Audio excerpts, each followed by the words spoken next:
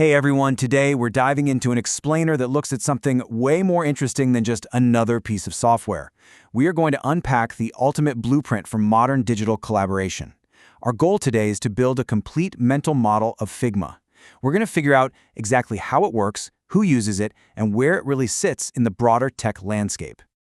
Okay, let's dive right into this. Figma's co-founder and CEO, Dylan Field, has this fantastic quote where he says, "The future won't be designed by accident."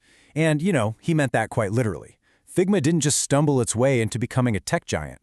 They very deliberately engineered a fundamental shift in how people actually work together. So to truly wrap our heads around this company, we're going to construct our mental model using 5 key pillars. We'll quickly walk through their history and milestones, their core products, the leadership team, customers and teams, and finally, competitors and positioning. Let's get right to it. Starting off with pillar number 1, history and milestones. Picture this, it's 2012. Dylan Field leaves Brown University with a Thiel Fellowship to co-found the company. Now, it took them 4 years of absolute grinding to get the product exactly right before their first public launch in 2016. Fast forward a bit to 2021, right in the middle of the pandemic when remote work was just exploding everywhere, they launched FigJam to give teams a truly digital whiteboard. Then, a massive strategic event hit. Adobe actually attempted to acquire Figma, but by 2023, regulators stepped in and blocked the deal. But here is the real takeaway for anyone building a business. Completely undeterred by that massive shift in plans, Figma just adapted, kept building, and marched straight toward a highly successful public IPO in 2025. But wait, how did they actually pull this off from the start? Well, it all began with this incredibly bold, almost crazy technological idea.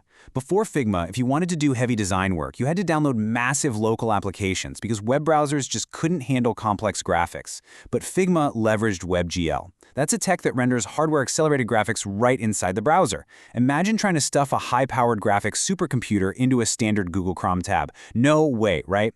But that technical breakthrough is the exact reason Figma could become fully collaborative. Because it lived in the browser, it allowed multiple people to edit the exact same file simultaneously. Think Google Docs, but for complex vector graphics. All right, let's move to our second pillar and see how this all builds together. We're looking at their core products. So Figma's entire ecosystem is designed to fix those clunky, fragmented workflows we all hate. You got Figma Design, which handles the heavy UI and vector lifting. But before you even get to that heavy design work, FigJam is basically your digital whiteboard for brainstorming and diagramming. Then, once a design is actually ready, Dev Mode lets developers jump right in, inspect elements, and literally grab code snippets. And just recently, they rolled out Figma Slides, bringing that collaborative magic into the presentation space. It's just this beautifully continuous loop of collaboration. But of course, they absolutely didn't stop there. At their 2025 Config conference, they dropped a massive new AI suite. We're talking Figma Sites for AI-driven website building, Figma Make for code generation using some seriously advanced AI models, Figma Buzz to help spin up marketing content, Figma Draw for advanced illustrations, and even Figma Weave for AI video and image editing. This matters so much because it shows Figma is aggressively expanding way beyond just drawing shapes. They want to be the ultimate end-to-end operating system of design. Moving right along to pillar number 3, the leadership team. Let's look at who's actually steering this massive ship. The whole foundation of this company really comes down to a perfectly complementary dynamic between its two founders. On one side, you have Dylan Field, the CEO. He was the absolute engine behind the product vision, the business strategy, and this relentless focus on building a community. But he needed a builder. Enter Evan Wallace. Wallace was actually Field's former college teaching assistant. He provided the foundational engineering genius. He was the guy who figured out that incredibly complex WebGL architecture required to actually make Field's wild vision of browser-based design a reality. So the crucial point here is that Field was incredibly young when he started this. How do you handle that total lack of traditional business experience? Well, he leaned heavily into something called reverse mentorship. Actually, scratch that. It's more like, instead of faking it till you make it, you just intentionally surround yourself with industry veterans and investors who've been there, done that. Field asked all the right questions, absorbed the feedback, and learned commercialization and management on the fly. It's honestly a masterclass for anyone dealing with imposter syndrome. Don't fake it. Leverage the experts around you. Okay, let's shift gears to pillar 4, customers and teams. Basically, who is actually living in this ecosystem every day?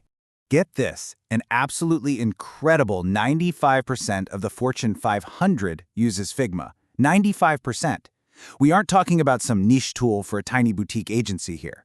It is the absolute undisputed standard across the entire modern corporate landscape. And the secret to capturing the entire Fortune 500? They completely shifted the target audience.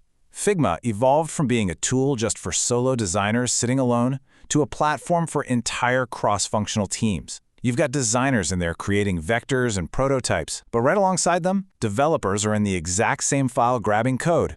Meanwhile, marketers and product managers are leaving sticky notes and riffing on ideas in FigJam. Figma isn't just a design tool anymore. It's literally the digital room where the whole team hangs out to build software. And that brings us to our final pillar, number 5, competitors and positioning. Let's see how they defend their territory. And this brilliantly illustrates Figma's absolute ultimate competitive advantage, that massive shift from single-player to multiplayer. Remember the absolute nightmare of emailing a file named final_design_v4_actual_final.pdf? Yeah, Figma killed that siloed nightmare. Legacy competitors relied on single-player design in isolated files. Figma said no and introduced multiplayer design. By utilizing the browser, they created a real-time collaborative canvas. They realized that design is fundamentally a team sport, so they built the stadium.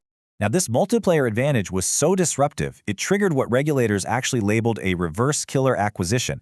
This is such a fascinating strategic market event. Adobe, the reigning giant of creative software, recognized that Figma's multiplayer ecosystem was this massive competitive threat they just couldn't easily replicate themselves. So Adobe tried to buy them to essentially nullify the threat. However, antitrust regulators in the UK and Europe stepped in and completely blocked the deal, arguing it would harm innovation. Figma remained independent, which really just proved how insanely powerful their market position had become.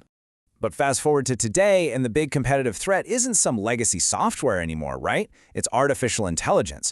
Some folks worry that AI is just going to generate code directly and bypass designers entirely, a trend people are calling vibe coding. But look at how Figma is playing this. They're integrating swappable open weights AI models directly into their canvas. They've partnered with heavyweights like Anthropic and OpenAI. Why? Because AI-generated user interfaces almost always need heavy human refinement. By integrating AI directly, Figma ensures it continues to own that critical design-to-code feedback loop.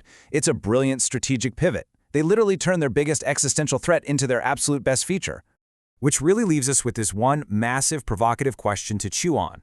Will AI eventually disrupt this multiplayer canvas, or is it just going to become its ultimate power tool? Figma's entire blueprint has been all about adapting, right? From a college dorm idea to a browser-based experiment to an absolute enterprise necessity.